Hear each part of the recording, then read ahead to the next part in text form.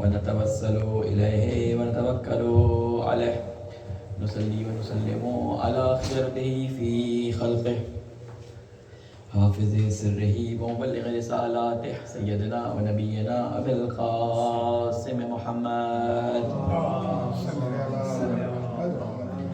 وعلى أهل بيته الطيبين الطاهرين المعصومين سيما بقية الله في العالمين.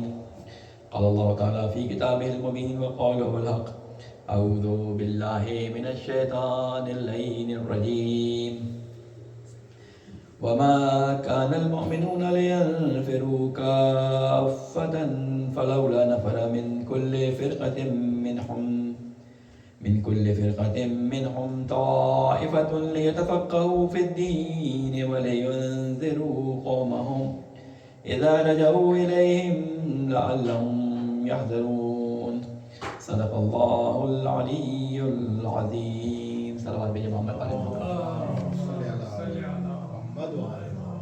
السلام علیکم ورحمۃ اللہ وبرکاتہ. سب سے پہلے اپنے آپ کو اور آپ تمام مومنین اور سننے والوں کو تقوی الہی کی وصیت اور تقوی الہی کی نصیحت کرتا ہوں. اللہ تعالیٰ سے یہ دعا کرتا ہوں کہ اللہ تعالیٰ ہم سب کو ہمارے تمام کاموں میں تقوی الہی پیشہ کرنے کی توفیق عطا فرمائے. ہماری گفتگو پچھلے ہفتے اس موضوع پہ تھی. میں چاہوں گا کہ اسی موضوع کو تھوڑا سا اور تفصیل کے ساتھ بیان کروں اور کچھ موارد جو اس میں رہ گئے تھے ان کو آج آپ کے سامنے بیان کروں. ہماری گفتگو تفقہ فی الدین یعنی علم کو اس کی گہرائی کے ساتھ حاصل کرنے کے بارے میں چل رہی تھی. اس آیت کریمہ کی میں نے آپ کے سامنے تلاوت کی تھی. یہ سورہ توبہ کی آیت نمبر 122 تھی کہ جس میں اللہ تعالیٰ یہ ارشاد فرما رہا ہے وما کان المؤمنون لینفروا کافہ. اور یہ تو نہیں ہو سکتا کہ تمام اہل ایمان نکل کھڑے ہوں. تو ایسا کیوں نہیں ہو سکتا کہ ہر جماعت میں سے کچھ لوگ نکل کر آئیں اور وہ دین میں تفقہ حاصل کریں یعنی دین میں سمجھ بوجھ حاصل کریں اور جب تعلیم و تربیت کے بعد اپنی قوم کے پاس لوٹ کر آئیں تو اسے جہالت اور بے ایمانی اور بد عملی کے نتائج سے ڈرائیں تاکہ وہ ان چیزوں سے ڈریں یا آگاہ ہو جائیں. یہ آیہ نفر یا آیہ تفقہ کہلاتی ہے. اس آیت کے بارے میں بہت تفصیلی گفتگو تفاصیل کے اندر کی گئی ہے. علماء اخلاق نے بھی اس پہ گفتگو کی ہے. علم کے جو معنی ہیں یہ علوم کے اندر اپنا زیادہ تر وقت گزارتے ہیں, علوم کی گہرائیوں میں جانے کے لیے مختلف نئے نقطے بیان کرتے ہیں. انہوں نے بھی اس آیت کے اوپر بہت زیادہ توجہ دی ہے. اس آیت کے اندر یہ بیان کیا گیا ہے کہ علم جسے کہ آپ نالج یا دانش سے تعبیر کرتے ہیں, اس کے بارے میں اللہ تعالیٰ یہ بیان فرماتا ہے کہ تمام لوگوں پہ یہ واجب ہے کہ وہ علم حاصل کریں. لیکن اگر تمام لوگوں میں یہ صلاحیت نہ ہو یا ان کے لیے امکان نہ ہو تو کچھ لوگ ایک معاشرے سے اٹھ کر جائیں اور ایسی جگہ جہاں پہ اس علم و دانش کی ترویج, اس علم و دانش کی تدریس, اس علم و دانش کے سکھانے کا جو ہے وہ موقع فراہم ہو, وہاں پر جا کر اس علم و دانش کو حاصل کریں اور اس علم و دانش کو حاصل کرنے کے بعد واپس آئیں اور اپنی قوم کو اس علم و دانش سے آگاہ کریں, ان کی نالج میں, ان کے علم میں اضافہ کریں اور اس کے بعد ان کے اندر وہ صفات جو کہ اس کے اوپر یعنی اس علم و دانش پہ تفقہ و تدبر کے نتیجے میں حاصل ہوتی ہے, اس سے جو حاصل ہوتی ہیں ان کو اپلائی کرنے کی, ان کو سکھانے کی ان کو کوشش کریں. آج کل کے زمانے میں علم جسے آپ نالج بھی کہتے ہیں یا اسے آپ ایجوکیشن کہتے ہیں, اسے منحصر کر دیا گیا ہے کمانے کے ذریعے کے ساتھ. یعنی اگر آپ علم حاصل کر رہے ہیں تو ایک بڑا پرپس اور ایک بڑا مقصد جو اس کا ہمیں دکھایا جاتا ہے وہ دکھایا جاتا ہے کہ اس کے ذریعے آپ اپنی کمائی کریں گے, اس کے ذریعے آپ اپنی تجارت کریں گے, اس کے ذریعے آپ اپنا معاش چلائیں گے. جب یہ آیت نازل ہو رہی ہے, جب یہ قرآن کریم کے اندر اس گفتگو کو لوگوں کے سامنے بیان کیا جا رہا ہے, اس وقت علم کا پرپس یہ نہیں تھا. اس وقت لوگوں کا معاشی جو حصول تھا وہ علم کے ذریعے سے نہیں ہوتا تھا. اس وقت لوگ شکار کرتے تھے یا کھیتی باڑی کرتے تھے اور اس کے بعد جو ہے وہ اپنے معاش کا انتظام کرتے تھے. علم یا دانش یا نالج جسے آپ ڈیپنیس آف نالج, یہ جو چیزیں تھیں یہ انسان کے علم, اخلاق, ادب اور انسانیت کی تکمیل کے لیے یہ چیز سیکھی جاتی تھی. اور یہی وجہ تھی کہ جب رسول اکرم صلی اللہ علیہ وسلم وہاں موجود تھے تو تمام لوگوں کے لیے ضروری تھا، تمام لوگوں کے لیے ضروری تھا کہ وہ آپ کی صحبت سے، آپ کی محفل سے، آپ کی جیسے کہتے ہیں شخصیت کے نزدیک رہنے سے اپنے اس علم میں اور اس دانش میں اضافہ کریں۔ اس کی وجہ کیا بیان کی جاتی ہے؟ اس کی وجہ یہ بیان کی جاتی ہے کہ جب ہم کسی چیز کی ڈیپتھ میں جا کے نالج کو یا اس کے علم کو حاصل کرتے ہیں تو اصل میں یہ علم ہم کہنے میں علم کہتے ہیں اسے، یعنی یہ علم ہے، جبکہ وہ معلومات ہوتی ہیں۔ جب ہم کسی چیز کی ڈیپتھ میں جاتے ہیں تو ہم اس کی معلومات کی ڈیپتھ میں جانے کے بعد اس کو کھوجتے ہیں کہ اس کی اصل کیا ہے، یہ اصل میں خدا کی طرف سے ہے یا یہ خدا کی طرف سے نہیں ہے، یہ خدا کی طرف لے جانے والا ہے یا یہ خدا کی طرف لے جانے والا نہیں ہے۔ اس تفکر اور تدبر کے نتیجے میں جو چیز ہمیں حاصل ہوتی ہے، جو نتیجہ ہمیں حاصل ہوتا ہے، وہ اصل میں علم ہے۔ اور یہ علم، اس کے بارے میں ہمیں روایات کے اندر ملتا ہے کہ علم وہ ہوتا ہے کہ اللہ جس کے دل میں چاہتا ہے اس کو ڈال دیتا ہے، لیکن اس کے کچھ مراحل ہیں۔ اس کے مراحل میں سے پہلا مرحلہ اس کو حاصل کرنا ہے، اور اس کو حاصل کرنے کے لیے مختلف اس کے جو سورسز بیان کیے گئے ہیں، ان سورسز میں سب سے پہلا جو منبع یا سورس ہے وہ ہے قرآن مجید۔ کسی زمانے میں قرآن مجید کے بارے میں یہ تصور نہیں کیا سکتا، لیکن رسول اکرم صلی اللہ علیہ وسلم کے زمانے میں ایک دفعہ رسول اکرم اپنے اصحاب کے ساتھ بیٹھے تھے، اور آپ نے وہاں اپنے اصحاب سے کہا کہ ایک زمانہ ایسا آئے گا کہ لوگ علم سے دور ہو جائیں گے۔ تو اصحاب نے کہا، یعنی اصحاب کا سوال دیکھیں، اصحاب کا سوال کیا تھا؟ انہوں نے کہا کہ کیا اس زمانے میں قرآن ان کے پاس نہیں ہوگا؟ یا رسول اکرم نے یہ سوال ان کے اندر درمیان مطرح کیا، یہ جملہ ان کے درمیان بیان فرمایا کہ ایک زمانہ ایسا آئے گا کہ علم اس دنیا سے اٹھ جائے گا۔ تو اصحاب نے یہ نہیں پوچھا کہ کیا پڑھائی کے ذرائع بند ہو جائیں گے، کیا رہنمائی کے ذریعے بند ہو جائیں گے، انہوں نے پہلا سوال یہ کیا کہ کیا قرآن ان کے درمیان نہیں ہوگا؟ یعنی ان کے درمیان یہ چیز رائج تھی، یعنی اس زمانے میں لوگوں کے درمیان یہ چیز رائج تھی کہ کتاب آسمانی، کتاب خدا وہ علم کا اصل منبع اور اصل سورس ہے، اور اس کا اصل مقصد ہی یہ تھا کہ ہمارے اندر پرفیکشن آئے، ہماری انسانیت میں پرفیکشن آئے، ہمارے آداب میں، ہمارے رسومات میں، ہمارے ایک دوسرے کے ساتھ تعلقات میں جو ہے پرفیکشن آئے، اور ہم جو بھی عمل انجام دیں اس کو بطور احسن، خوب، جسے کہتے ہیں نا بطور احسن اور خوب طریقے سے اس کو انجام دیں، کیونکہ اسلام یا مسلمان ہونے کا نتیجہ ہی یہ ہے کہ انسان ایک پرفیکٹ، ایک کمال کی طرف جائے، ایک پرفیکشن کی طرف جائے۔ اگر آپ رسول اکرم صلی اللہ علیہ وسلم کی زندگی دیکھیں تو آپ کی یہ تاکید ہوتی تھی کہ جو بھی شخص کسی کام کے اندر ہاتھ ڈالے وہ اس کام کو سلام علیکم، اس کام کو بہترین اور احسن طریقے سے انجام دے۔ بہت مشہور ایک واقعہ ہے کہ جب آپ کے فرزند حضرت ابراہیم، یعنی رسول اکرم کے فرزند تھے جو آپ کی زوجہ ماریہ کے بدن سے پیدا ہوئے تھے، ابراہیم، رسول اکرم نے ان کا نام اپنے جد کے نام پہ ابراہیم رکھا تھا۔ جب یہ 2 سال کے ہوئے تو ان کا انتقال ہو گیا، اور ابراہیم کی وفات کے وقت ہی سلام علیکم ابراہیم کی وفات کے وقت ہی سورج کو گہن لگا، تو بعض لوگوں نے یہ کہنا شروع کیا کہ یہ گہن جو ہے وہ رسول اکرم صلی اللہ علیہ وسلم کی اولاد کی اس دنیا سے جانے کی وجہ سے ہوا ہے۔ تو آپ حالانکہ غم کی حالت میں تھے، لیکن جب آپ کے کانوں میں یہ آواز پہنچی تو آپ نے فوراً یہ بات فرمائی کہ یہ اللہ کی نشانیوں میں سے ایک نشانی ہے، سورج کا گہن لگنا یا چاند کا گہن لگنا، اس کا ابراہیم کی موت سے کوئی تعلق نہیں ہے، ابراہیم علیہ السلام کی موت سے کوئی تعلق نہیں ہے۔ اور اس وقت جو شخص اس کی قبر کھود رہا تھا تو آپ نے دیکھا کہ جب قبر کھودی تو اندر سے ایک کنارہ اس کا کچھ ٹیڑھا میڑھا رہ گیا، یعنی اس میں پرفیکشن نہیں تھی، وہ صحیح سے نہیں کھدا ہوا تھا قبر۔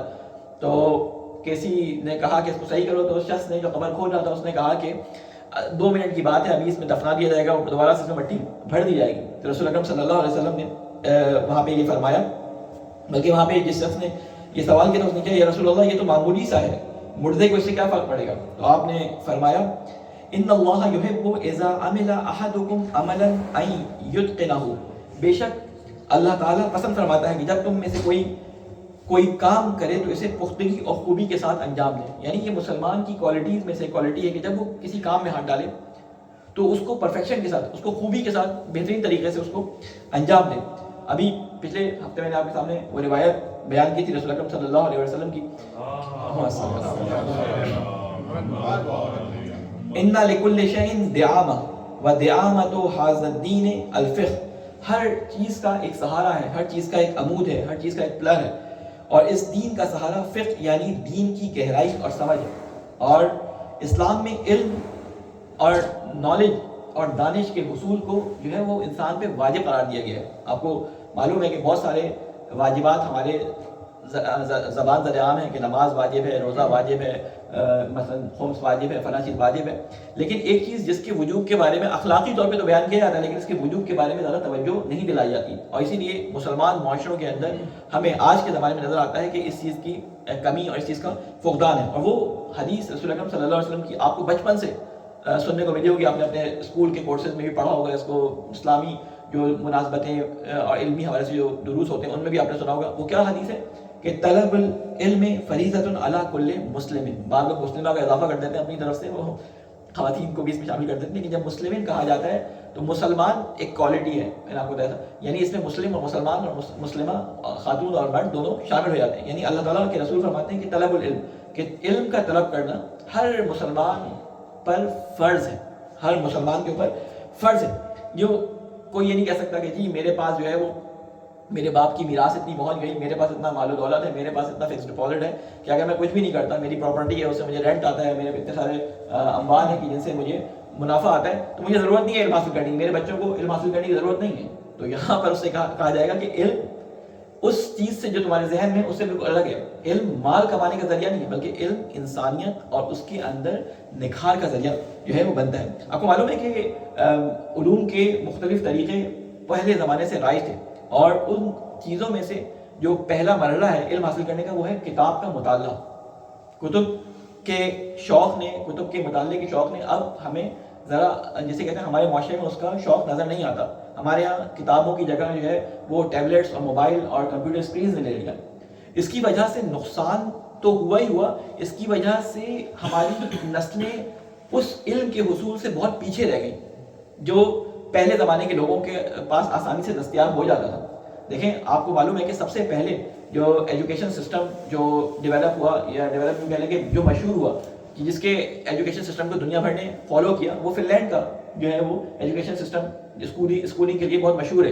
اور آپ کو معلوم ہے کہ دنیا بھر کے اندر جو فن لینڈ کے اندر سسٹم ہوتا ہے اس کو جاپان بھی کاپی کرتا ہے، اس کو امریکہ میں بھی جو ہے وہ کاپی کیا جاتا ہے، مختلف جگہوں پہ اس کو کاپی کیا جاتا ہے.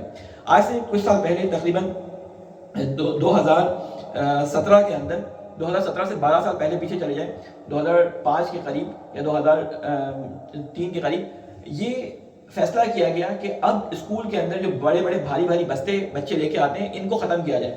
تو انہوں نے اپنے اسکول کے جتنے بھی ان کے گورنمنٹ اسکول ہوتے ہیں سارے، جس طرح یہاں پہ ہوتے ہیں پبلک اسکول، تو انہوں نے اپنے اسکول کے تمام بچوں کو ٹیبلیٹس دیے اور کہا کہ ان کی ساری کتابیں، ان کے سارے کورسز جو ہیں وہ ٹیبلیٹس کے اندر موجود ہوں گے، یا انٹرنیٹ سے وہ کنیکٹ ہو جائیں گے تو اس سرور سے جہاں پہ یہ ساری کی ساری کتابیں موجود ہیں وہاں پر یہ اس کو جو ہے وہ حاصل کر سکیں گے. انہوں نے انٹرنیٹ فری کر دیا، یعنی ان کے پبلک ریسورسز میں انٹرنیٹ کو واجب قرار دیا، ایک طرح سے واجب قرار دے دیا گیا کہ ہر بچے کے لیے، ہر گھر کے لیے انٹرنیٹ بچے کے لیے ضروری ہو، چاہے وہ اسکول ہو چاہے وہ گھر ہو، انٹرنیٹ فری کر دیا گیا وہاں پہ.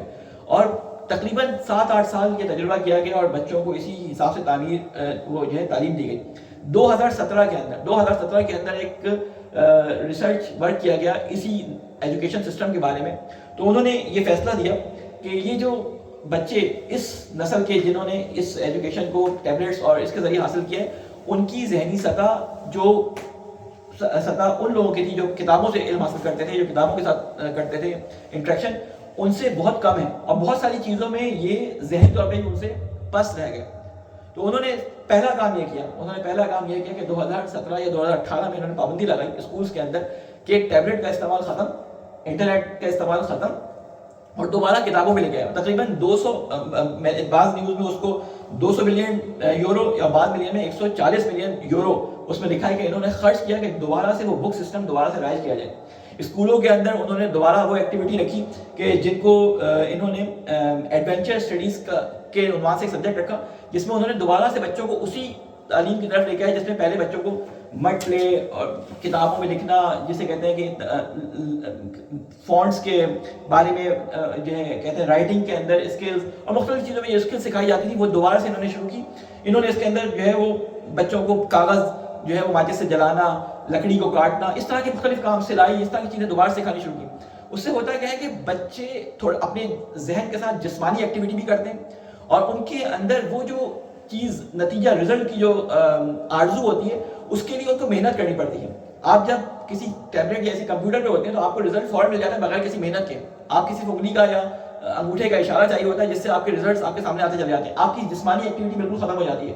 اور جب جسمانی ایکٹیویٹی ختم ہوتی تھی ان کی تو ان کا ذہن اس چیز کو ایسے ایکسیپٹ نہیں کرتا تھا، بلکہ جلدی وہ رزلٹ کے چکر میں بہت سارے مراحل کو اسکپ کر جاتا تھا. جب ان کے سامنے رزلٹ آسانی سے آنے لگا تو ذہن جو کیلکولیشن کرتا تھا، جس سے ذہن کے نیورونز بڑھتے تھے، جس سے ذہن کا حافظے کی صلاحیت بڑھتی تھی، وہ ساری کی ساری چیزیں ان کے اندر ختم ہوتی چلی گئی. آج کل بھی اگر آپ دیکھیں تو ریسرچ کے اندر آپ ان اسٹوڈنٹس کو کہ جو آرٹیفیشیل انٹیلیجنس کو یوز کر کے اپنے تھیسز یا اپنے ریسرچ ورک کو کرتے ہیں، اور ان اسٹوڈنٹس کو کہ جو ریسرچ یعنی جو مینول ریسرچ ہوتی ہے اس کے ذریعے کرتے ہیں، ان کے ذہنی سطح میں زمین آسمان کا فرق ہوتا ہے، ان کی ذہانت میں زمین آسمان کا فرق ہوتا ہے، ان کے نتیجوں میں زمین آسمان کا فرق ہوتا ہے. تو یہ چیز بتا رہی ہے کہ کتابوں کی طرف جانا یا کتابوں سے جو اسٹڈی تھی وہ ایک معنی رکھتی تھی اور ایک اثر رکھتی تھی. اور جب انسان کتاب سے پڑھتا ہے تو کتاب کی وقت گردانی میں اس کو آسانی ہوتی ہے بنسبت ٹیبلٹ کے اندر وقت گردانی وہ نہیں کر سکتا، اس کو پچھلے پیج پہ جانے کے لیے دوبارہ سے وہ محنت کرنی پڑتی ہے. لیکن کتاب میں اتنی محنت، خیر وہ ڈیپینڈ کرتا ہے کہ کس طرح سے آپ استعمال کریں. کتاب میں وہ محنت ذرا کم لگتی ہے، پیج کے اوپر نشان لگا دیتا ہے، جو بھی کرتا ہے. آج کل خیر ٹیبلٹس میں بھی یہ سہولیات دے دی گئی ہیں، لیکن کہنے کا مقصد یہ کہ کتابوں کا رواج ہمارے درمیان سے ختم ہو گیا اور سلور اسکرین کی طرف یا اسکرین کی طرف بچوں کا رجحان زیادہ بڑھ گیا. اس کی وجہ سے ہوا یہ کہ وہ چیزیں جو وہ اپنے ماحول میں اپنے اطراف سے اپنے اساتذہ سے سیکھتے تھے، وہ کوشش کرتے ہیں کہ ساری کی ساری چیزیں اس کو کلرفل طریقے سے ان کو اسی اسکرین کے اندر مل جائیں. ہم اپنے گھر میں اگر چاہتے ہیں کہ دوبارہ سے اس کلچر کو زندہ کریں اور کتاب کلچر کو زندہ کریں تو اس کے لیے ضروری ہے کہ ہمارے گھر میں ضرور ایک کتاب خانہ، ایک بک شیلف، کوئی ایسی جگہ ہونی چاہیے کہ جہاں پہ مطالعے کا خاص انتظام ہو، خاص طرح سے آپ نے اہتمام کیا ہو. بچے آپ کے کہنے سے نہیں پڑھیں گے کتاب، بلکہ آپ کو دیکھ کر کتاب پڑھیں گے. اگر آپ کے ہاتھوں میں کتاب ہوگی اور بچوں کے سامنے ماں باپ کتاب کا مطالعہ کریں گے یا گروپ اس طرح اسٹڈی کا کوئی طریقہ رکھیں گے تو دوبارہ وہ کتابوں کی طرف واپس آ سکتے ہیں. لیکن اس کے لیے یہ کلچر ہمیں اپنے گھر سے خود سے اسٹارٹ کرنا پڑے گا. بعض لوگ کہتے ہیں مولانا آپ یہ دوبارہ جو ہے وہ پتھروں کے دور میں آپ لے کے جانا چاہتے ہیں، اب تو ایک جدید جسے کہتے ہیں زمانہ ہے، اب تو اسکرین بھی ختم ہو گیا، آپ کے ذہن میں سارے مطالب جو ہیں وہ نیورو لنک کے ذریعے آنے لگے، اب آپ کہاں کتابوں پہ جا رہے ہیں. تو وہ جو نیورو لنک جو بھی آپ ٹیکنالوجی کہہ رہے ہیں کہ آپ کے اندر USB لگا دی جائے گی اور سارا ڈیٹا آپ کے اندر آ جائے گا، وہ بھی اگر ہو جائے تو اس سے آپ کی ایک تو جسمانی حرکت بھی ختم ہو رہی ہے اور آپ کی ذہنی جو مشق تھی، جو ذہن آپ کا کام کرتا تھا، وہ ساری چیزیں ختم ہو رہی ہیں. یعنی آپ کے ذہن کو معاف کیا جا رہا ہے. ذہن وہ چیز نہیں ہے کہ جس کو اگر استعمال نہ کیا جائے تو وہ ترقی کرے یا محفوظ رہے. ذہن ہوتا ہی اچھا وہ ہے کہ جس کو زیادہ استعمال کیا گیا ہو. ذہن کے اندر حافظہ مضبوط ہی اس وقت ہوتا ہے، جسے کہتے ہیں میموری اسی وقت مضبوط ہوتی ہے کہ جتنا زیادہ ذہن سے کام لیا جائے. اسی لیے کہتے ہیں کہ بچوں کو بچپن کے اندر ان کی ذہنی ایکسرسائز اتنی کرائی جائے کہ ان کا حافظہ بچپن میں مضبوط ہو. بہرحال کہنے کا مقصد یہ کہ پہلے زمانے میں نالج یا دانش یا علم جو تھا وہ انسان کی اپنی شخصیت کو نکھارنے کے لیے، انسان کے آداب، انسان کی رسومات، انسان کے دوسرے کے تعلقات، ان چیزوں کو مینٹین کرنے کے لیے علم کو استعمال کیا جاتا تھا. لیکن جب یہ انڈسٹریل ریولوشن آنے کے بعد علم کو آداب اور جسے کہتے ہیں کہ وہ جو انسانیت کا پرفیکشن کا حصول تھا اس کے ساتھ ساتھ اس میں آپ کے مادی فوائد بھی شامل کر دیے گئے. اور آج کے زمانے میں ہوا یہ کہ اب صرف مادی فوائد رہ گئے اور وہ اصل جو مقصد تھا علم کا وہ اس میں سے نکل گیا. بہت ساری چیزوں میں ہمارے یہاں اسلام کے اندر یہ ہوا، اور صرف اسلام میں نہیں ہوا. اللہ تعالیٰ قرآن مجید میں اس کی بہت ساری مثالیں بیان کرتا ہے کہ ایک رسول آیا، انہوں نے ایک کام کو، ایک عبادت کو، ایک جسے کہتے ہیں کہ طریقہ کار کو ان کے درمیان دینی عبادت کے طور پہ رائج کروایا، اور اس رسول کے جانے کے بعد وہ طریقہ ان کے ہاں باقی تو رہ گیا، لیکن جس مقصد کے لیے اس عبادت کو کروایا گیا تھا اس کی روح اس میں سے نکل گئی. اس کی واضح مثال قرآن مجید کون سی بیان کرتا ہے؟ حج کی بیان کرتا ہے کہ جب حج حضرت ابراہیم علیہ السلام نے ان کے درمیان کر کے دکھایا اور سارے مناسک ان کو یاد کروائے اور ان کو سکھائے، تو اس کے بعد حج ابراہیمی ان کے درمیان رائج تھا. لیکن وقت کے گزرنے کے ساتھ ساتھ ان کی اپنی نفسانی خواہشات اس میں داخل ہوتی گئیں.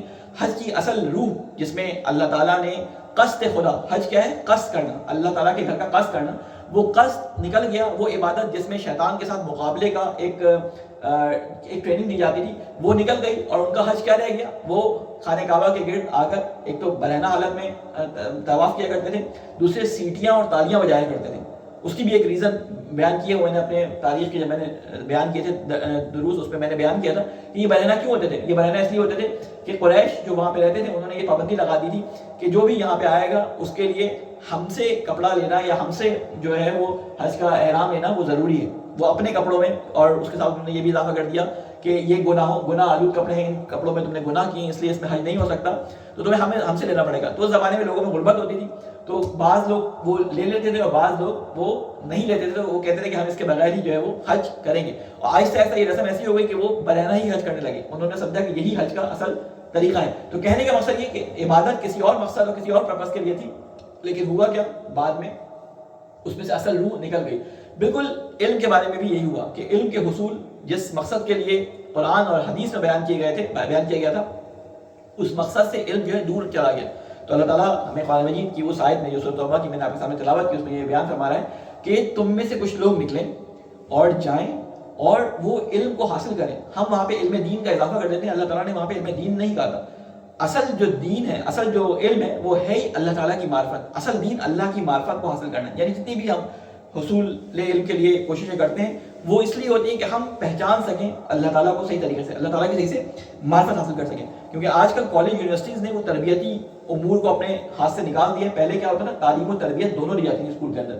آج صرف کالجز اور اسکولز تعلیم دے رہے ہیں، تربیت کا ماحول ختم ہو گیا. آپ نے سنا ہوگا ایجوکیشنل اینڈ ٹریننگ سسٹم نہیں ہوتا. ٹریننگ کہتے ہیں آپ اپنے گھر میں دیں. کوئی کتنا اپنے ماں باپ کے ساتھ اچھا ہے، کوئی کتنا اپنی بیوی اور کتنے اپنے شوہر اور کتنے اپنے بچوں کے ساتھ اچھا ہے، کس کے اندر بات کرنے کا طریقہ ہے، کس کے اندر بات کرنے کا طریقہ نہیں، ان کو اس سے مطلب نہیں ہوتا. کالج یونیورسٹیز آپ کو کہتے ہیں ہم انجینئر بنائیں گے، یا آپ کو اچھا جو ہے وہ اکنامکس بنائیں گے، یا آپ کو اچھا ڈاکٹر بنا دیں گے. آپ اپنے گھر میں کیسے ہیں ہمیں اس سے کوئی مطلب نہیں. جبکہ اصل کام ان دانشگاہوں کا، نام اس کا دانشگاہ تھا لیکن دانش اس سے ختم ہو گئی. اس میں صرف کیا رہ گیا، پروفیشنل علم جو آپ کو مادی ذرائع سے پیسہ کمانے کا طریقہ بتاتا ہے. حالت یہ ہو گئی ہے کہ مجھے ہمارے ایک عالم دوست تھے، وہ بتا رہے تھے کہ ہم نے اپنے کچھ اسٹوڈنٹس کو کسی بڑی مشہور امریکہ کی یونیورسٹی میں، وہاں پہ ایک لیکچر تھا، کوئی مسلمان اسکالر، پرانی بات بتا رہے تھے، آج سے 1990s کی بات بتا رہے تھے کہ اس زمانے میں یہاں پہ حوضہ تھا، وہاں پہ ہم پڑھاتے تھے. تو اکیلے ہی پڑھانے والا میں تھا. تو میں نے ایک زمانے میں نے سنا کہ ڈاکٹر حسن نصر اور ڈاکٹر یوسف جو ہے وہ کسی یونیورسٹی کے اندر آ رہے ہیں. تو ہم نے اپنے 15-16 جو اسٹوڈنٹس تھے ان کو کہا کہ ہم وہاں چلتے ہیں تاکہ لوگ مجھے سن کے تھک گئے ہوں گے بچے، تو ذرا ان کے ذہنوں میں تنوع بھی آئے اور مختلف علماء کوئی اگر سنیں گے، مختلف اسکالرس کو سنیں گے تو ان کا ذہن ذرا کھلے گا.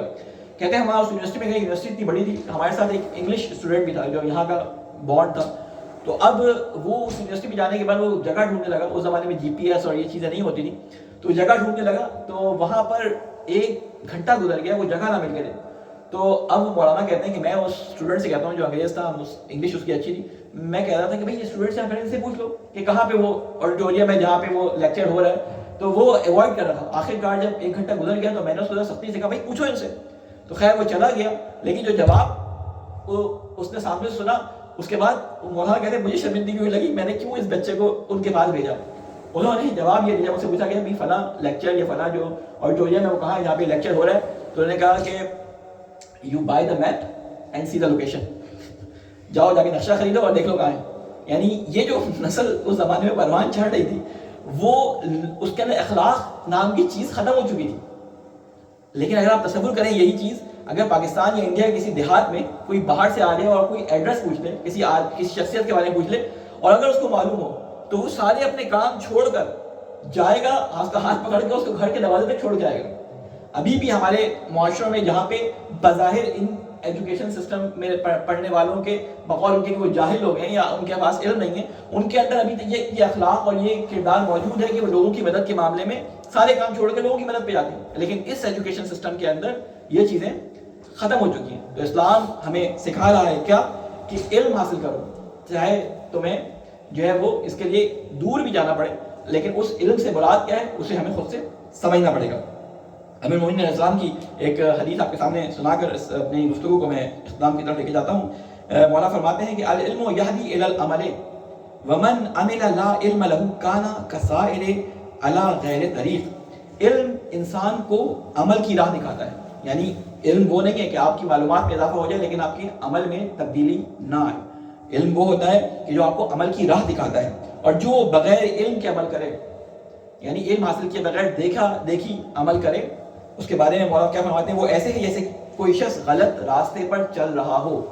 یعنی علم کے بغیر ہم اگر عمل بھی کریں، ہم نے خود سے اس کے اوپر ریسرچ نہ کی ہو، خود سے ہم نے اس کی ڈیپتھ نالج حاصل نہ کی ہو اور ہم اس پہ عمل کرتے جا رہے ہوں دیکھا دیکھی، تو مولا کیا فرما رہے ہیں کہ وہ ایسے شخص کی طرح ہے کہ جو غلط راستے پر چل رہا ہو. اس کی مثال قرآن مجید میں آپ کو کہیں نظر آتی، کہیں آپ کے ذہن میں آتی ہے؟ قرآن مجید میں اس کی مثال دی گئی ہو کہ بات سچی کی جا رہی ہو لیکن اللہ تعالیٰ اس بات کو سچا مان نہ رہا ہو. کسی کے ذہن میں وہ ہے؟ کون سی جگہ ہے وہ؟ منافقین کے بارے میں کہ اے رسول قالوا نشهد انک رسول اللہ. یہ منافق آتے ہیں اور آپ کے پاس آ کے کیا کہتے ہیں کہ آپ رسول اللہ کے رسول ہیں. اللہ کہتا ہے کہ یہ جھوٹ بولتے ہیں، آپ اللہ کے رسول ہیں لیکن یہ جھوٹ بولتے ہیں. تو اللہ کیا بتانا چاہ رہا ہے کہ بغیر علم و معرفت کے جو آپ کی معرفت نہیں رکھتے اور منافقت اپنے دل میں رکھتے ہیں، بول یہ صحیح بات رہے ہیں لیکن ان کی بات غلط ہے.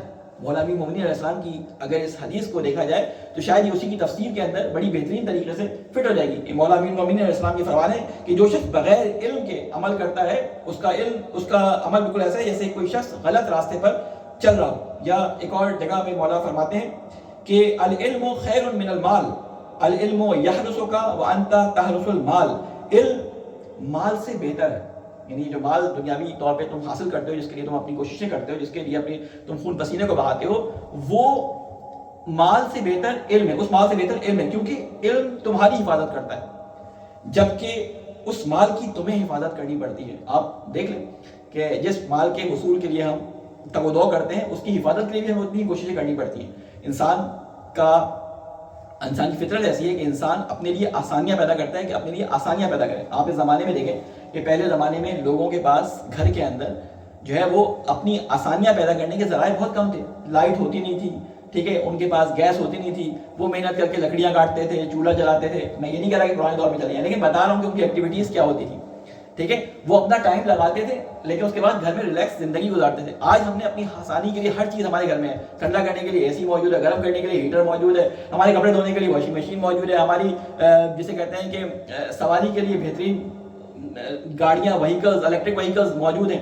ہمارے لیے ہر چیز کے لیے ہمارے پاس ایک گیجٹ ہے جو ہماری کاموں کو آسان بنا رہا ہے. حتیٰ کہ اب خواتین کے لیے آٹا گوندنے کے لیے مشین ہے، روٹی بنانے کے لیے مشین ہے، آپ کے برتن دھونے کے لیے مشین ہے، ہر چیز کے لیے مشین ہے.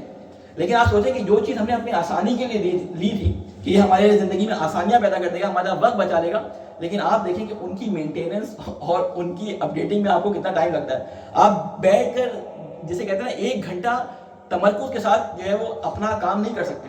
ادھر آپ بیٹھتے ہیں، ادھر ٹوٹ جی وہ فلاں چیز کی پیمنٹ رہ گئی ہے، اپڈیٹ آ گیا آپ کو کہ وہ فلاں پیمنٹ رہ گئی تھی مارگیج کی، وہ بھرنی ہے. تھوڑا دیر بعد آیا وہ فلاں واشنگ مشین کی جو ہے ریپیئرنگ چاہیے، فلاں ڈکٹ صاف کرنی ہے، اب یہ کرنا ہے. یعنی ان تمام چیزوں کو جو آپ نے اپنی آسانی کے لیے لی تھی، ان کی مینٹیننس پہ آپ کو اس سے زیادہ وقت لگانا پڑ رہا ہے. تو بہرحال یہ چیزیں جو آپ کی سرونٹ ہونی چاہیے تھی، انہوں نے آپ کو اپنا سرونٹ بنا لیا. ایسا ہی ہے یہ معاشرے کے اندر یا نہیں ہے؟ یعنی جو چیز ہم نے اپنی آسانی کے لیے بنا لیا، اب ان کو مینٹین رکھنے کے لیے ہمیں مزید کمانا پڑتا ہے کہ ہمیں بلز دینے ہیں تو ہمیں اور زیادہ کمانا ہے، ہمیں اچھی جو ہے وہ رہائش رکھنی ہے تو ہمیں اور زیادہ کمانا ہے، ہمیں اچھی گاڑی رکھنی ہے تو ہمیں اور زیادہ کمانا ہے. یعنی ان چیزوں کو جو آپ کو آسانی فراہم کرنے کے لیے آئی تھی، وہ آپ کو مزید مشکلات کے اندر اور مزید تھکن کے اندر جو ہے وہ ڈال رہی ہے. تو اصل مقصد جو ان باتوں کو بیان کرنے کا تھا وہ یہ تھا کہ علم کا حصول اسلام نے انسان کے اوپر واجب قرار دیا ہے. اور اس علم کے حصول کا پہلا مرحلہ ہم کیا کریں؟ ہم پہلے مرحلے پہ ان کتابوں کو دوبارہ سے روایت دیں جو اب ہمارے درمیان سے ختم ہو چکی ہیں. یہ کتابیں اپنے گھروں میں لا کر کے جہاں جائیں، اچھی کتاب آپ کو نظر آئے، اچھے موضوع پہ نظر آئے، آپ اس کو گھر پہ لے آئیں. بعض لوگ کہتے ہیں مولانا اتنی کتابیں گھر پہ رکھی ہیں، پڑھی تو جاتی نہیں. اتنے سارے مولانا حضرات کے اپنی لائبریریز دیکھی ہوں گی، ہزاروں کی کتابیں لائبریریز کے اندر ہوتی ہیں. تو کیا ساری کی ساری مولانا نے پڑھی ہوتی ہیں؟ نہیں، وہ ساری کی ساری پڑھی نہیں ہوتی. لیکن جب ضرورت پڑتی ہے اور جب ایک مسئلہ اٹھتا ہے تو آپ کے پاس ریفرنس کے لیے فرسٹ ہینڈ ریفرنس موجود ہوتا ہے. آپ نکال کر اس سوال کو آپ اوریجنل سورس سے لے سکتے ہیں. اگر آپ اب اس کو chat G P T P یا اے آئی کے ذریعے اس کو معلوم کرتے ہیں تو وہ آپ کے پاس یعنی وہ سورس معتبر نہیں ہوتی. وہ سورس آپ کو نہیں معلوم کہ وہ کس ذریعے سے آپ کے پاس پہنچی، وہ صحیح بھی ہے یا نہیں صحیح. کتاب کے کلچر کو دوبارہ زندہ کرنے کے لیے کتابوں کے کلچر کو آپ کو اپنے گھر میں رائج کرنا پڑے گا. بعض لوگ کہتے ہیں مولانا اتنی کتابیں گھر میں پڑھی ہیں تو کاٹ رہی ہیں. زیادہ خواتین اس معاملے میں جو ہے وہ مشکلات کا سبب بنتی ہے. کہتی ہیں کہ گھر کا ایک پورا کونا جو ہے وہ کتابوں سے بھرا ہوا ہے، نہ کام کی نہ کاج کی ہے، خواہ مخواہ میں جگہ کے لیے یہاں پہ اچھے سے کوئی ڈیکوریشن بھی لا سکتے تھے. کیا کر رہی ہیں کتابیں، کس کا فائدے کی ہیں؟ تو بعض دفعہ میں اپنے بارے میں کیا بولوں، آپ میں سے اکثر لوگ شاید یہ جواب دیتے ہوں. عموماً جو لوگ جو ہیں ان سے میں یہ کہتا ہوں کہ یہ گھر کے اندر یہ چھوٹے چھوٹے آپ نے اسٹف ٹوائز رکھے ہوتے ہیں، یہ خوبصورتی کے لیے رنگین کلرفل جو ہے چیزیں لا کے سجائی ہوتی ہیں، یہ کتے بلیاں اور ان کے بھالو اور یہ سارے رکھے ہوتے ہیں. کیا ان کے دودھ پی رہے ہوتے ہیں؟ نہیں، نہیں ان سے دودھ نکل رہا ہوتا ہے. کیا ان کا گوشت کھا رہے ہوتے ہیں؟ نہیں. اسی جگہ گھیرے ہوتے ہیں رنگ برنگے. نہ کبھی کام آتے ہیں، کبھی کبھی ٹانگوں میں دبا لیتے ہیں، اس کے علاوہ اس سے کوئی کام نہیں لیا جا سکتا. لیکن یہ کتابیں آپ کے ذہن کو آپ کی ذہن کی بالغی کے لیے، آپ کے بچوں کے جسے کہتے ہیں علم میں اضافے کے لیے یہ کام آ سکتی ہیں. اور بک کلچر جو ہے وہ انسان کو لے جاتا ہے دوبارہ کس طرف کہ وہ دینی کتابوں کی طرف جائے اور وہاں پہ ڈیپتھ نالج کے حصول کے لیے کوشش کرے. اللہ تعالیٰ سے ہم یہ دعا کرتے ہیں کہ اے اللہ واسطہ محمد وآل محمد کا ہمارے بچوں میں اور ہمارے بزرگان میں اور ہمارے جوانوں میں علم کے اور علم کو حاصل کرنے کے لیے کتابوں کے شوق سے جو ہے مزین فرما. اے اللہ واسطہ محمد وآل محمد کا کتابوں کے شوق کو دوبارہ ہمارے اندر اجاگر فرما. اے اللہ واسطہ محمد وآل محمد کا بہترین کتابوں میں سے بہترین کتاب قرآن مجید کے مطالعے کا ہم سب کو شوق عطا فرما، اس کے فہم کو ہمارے لیے آسان بنا. اے اللہ واسطہ محمد وآل محمد کا علم کے ذریعے جو تدبر اور تفکر اور جو عمل کے اندر ہمارے اندر صلاحیتیں آتی ہیں، ان صلاحیتوں کو اپنے اندر اجاگر کرنے کی ہم سب کو توفیق عطا فرما. اے اللہ علماء کرام کا سایہ ہمارے سروں پہ قائم فرما، ہمارے امام کی حفاظت فرما، ہمیں ان کے ناصر اعوان میں شامل فرما. ربنا تقبل منا انك انت السميع العليم برحمتك يا ارحم الراحمين. بسم الله الرحمن الرحيم. انا اعطيناك الكوثر فصل لربك وانحر ان شانئك هو الابتر.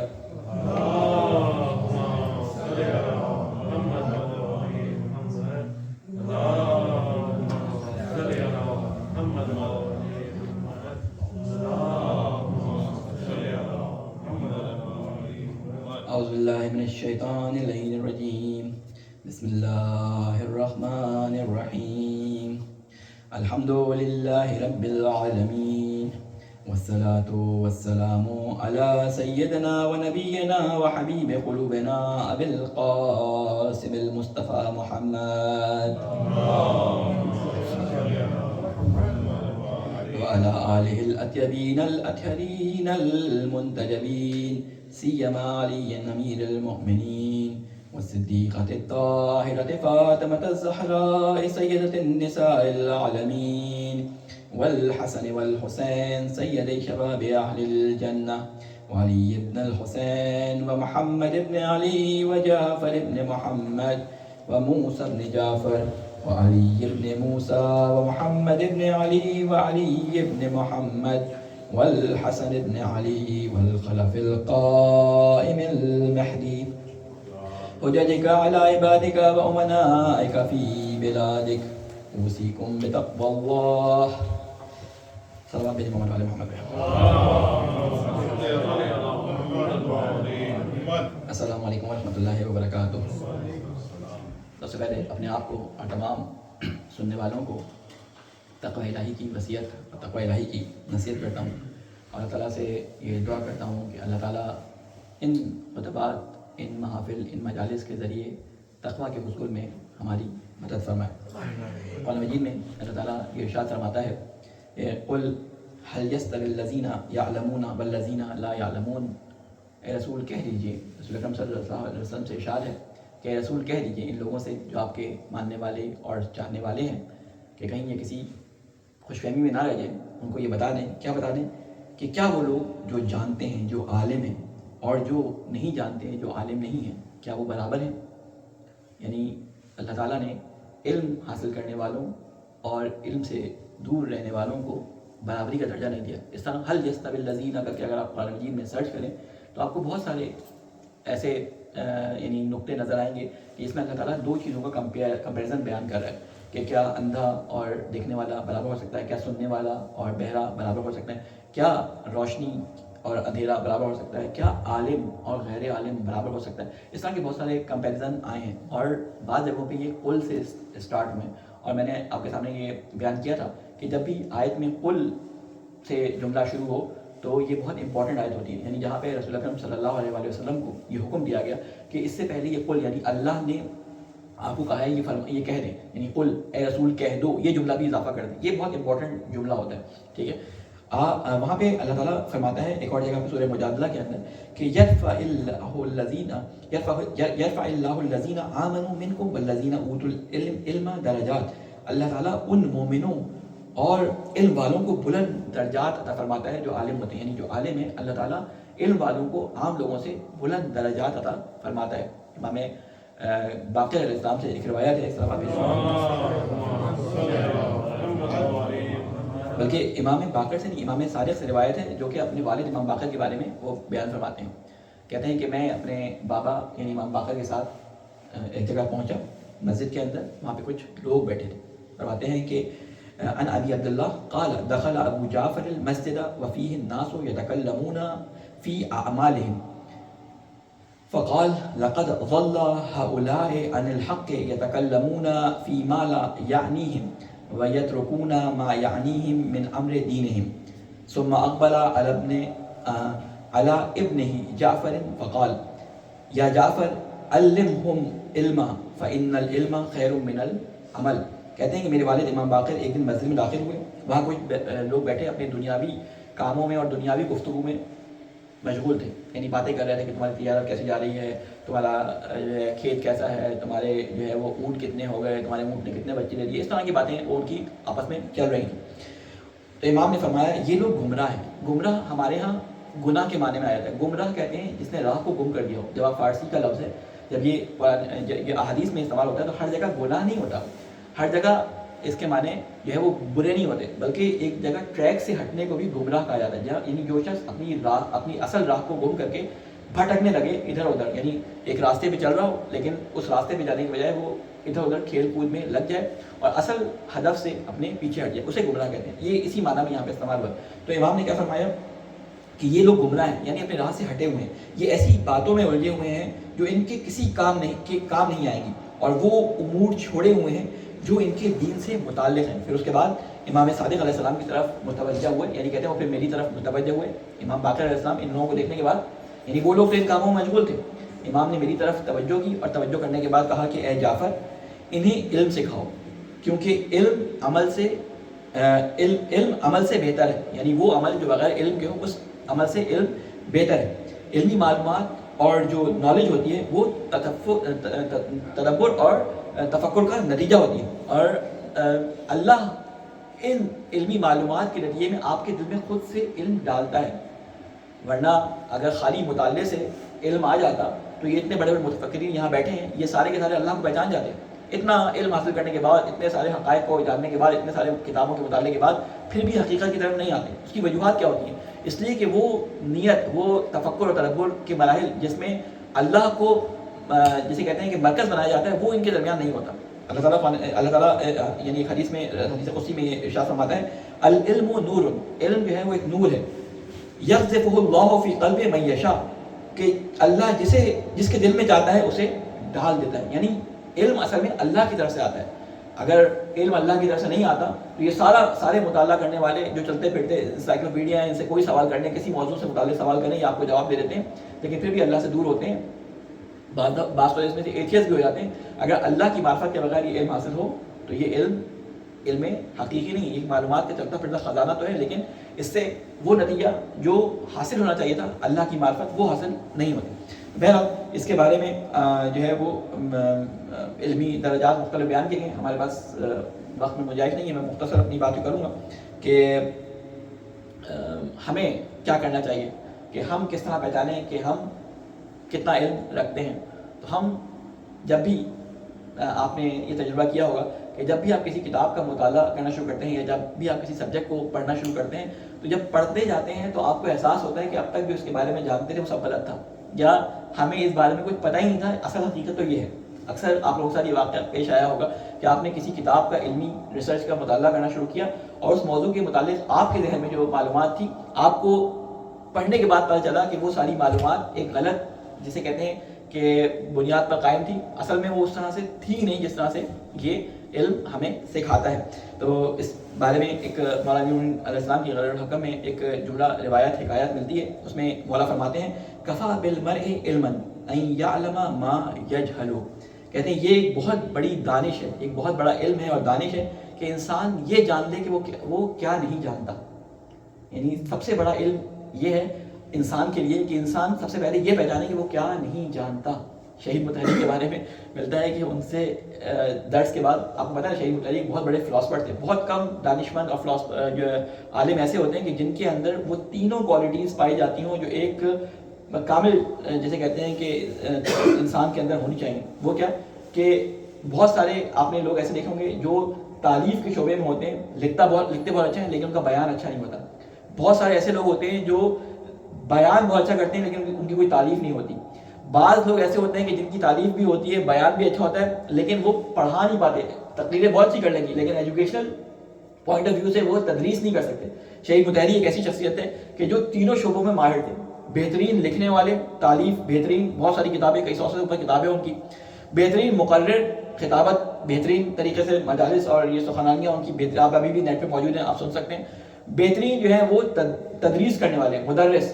تو کہتے ہیں کہ یہ ایک جگہ سے تقریر کر کے نکلے, ایک خاتون آ گئی. آپ کو معلوم ہے کہ بوڑھی خواتین ایران میں آتی ہیں, وہ کمر جھکی بھی آ گئی. کوئی سوال کیا, شہید مطہری نے سوچا, کہا کہ ہمارے کہتے ہیں اماں, انہیں کہتے ہیں ننے, ننے کہتے ہیں یعنی بڑی عمر کی خاتون کو, کہتے ہیں ننے من نبی دونوں, یعنی مجھے نہیں معلوم.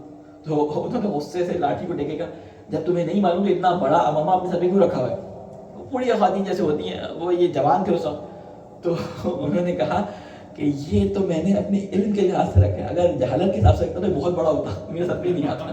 یعنی علم میرا جتنا ہے اتنا امامہ رکھا ہے, اگر جہالت کے ساتھ رکھتا تو میرے سر پہ نہ آتا, وہ تو بہت بڑا ہو جاتا. تو بعض دفعہ انسان کا یہ پہچاننا کہ اس کو کیا نہیں معلوم, یہ سب سے بڑا علم ہوتا ہے. اللہ تعالیٰ سے یہ دعا کرتے ہیں کہ اے اللہ تعالیٰ ہمیں اپنے نفس کی معرفت حاصل کرنے کی توفیق عطا فرما. اے اللہ ہمیں پہچاننے کی ایک توفیق عطا فرما کہ ہم یہ پہچانیں کہ ہم کیا نہیں جانتے. اے اللہ ہمیں اپنی معرفت عطا فرما. اے اللہ ہمیں علم کے حصول میں کتابوں کے شوق سے ہمارے دلوں کو مزین فرما.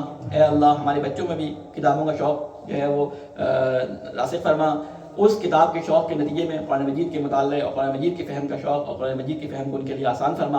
اے اللہ علماء کرام کا سایہ ہمارے سروں پہ قائم فرما. اے اللہ جنہوں نے اپنی زندگیاں اس علم کے اصول کو آسان کرنے کے لیے لگا دی, کتابیں لکھی اور ہمارے لیے ان کو آسان کیا, اے اللہ ان کی زندگی جو زندہ ہے ان کی طول عمر عطا فرما, اور جو اس دنیا سے جا چکے ہیں ان کی قبروں پر رحمت نازل فرما. اے اللہ ہمارے بزرگان جو اس دنیا سے جا چکے ہیں ان کے گناہوں سے درگزر فرما, ان کو اعلیٰ درجات عطا فرما. اے اللہ ہمارے گناہوں سے درگزر فرما اور ہمارے درجات کو اپنے نزدیک بلند فرما. اے اللہ تجھے واسطہ ہے محمد والے محمد کا, جہاں جہاں مظلوم ظلم کا شکار ہے اس ظلم سے ان کو نجات عطا فرما. اے اللہ تجھے واسطہ ہے محمد والے محمد کا, بھوک سے جو لوگ پریشان ہیں اور جہاں بھوک کا اس وقت دورہ ہے فلسطین کے اندر, غزہ کے اندر, اے اللہ اس بھوک سے نجات کے جتنے ذرائع ہیں ان کے لیے ان کا حصول آسان فرما. اے اللہ تجھے واسطہ ہے محمد والے محمد کا, ہمارے دل میں اپنے غریب مسکین اور یتیم بھائیوں کے لیے محبت عطا فرما. اے اللہ ہمارے مالوں میں ان کے حق کو واضح فرما. اے اللہ ہمیں ان پہ خرچ کرنے کی توفیق عطا فرما. ہمارے امام کی حفاظت فرما, ہمیں ان کے آوان و انصار میں شامل فرما. ربنا تقبل منا انک انت السمیع العلیم برحمتک یا ارحم الراحمین. بسم اللہ الرحمن الرحیم. انا اعطیناک الکوثر فصل لربک وانحر ان شانئک هو الابتر.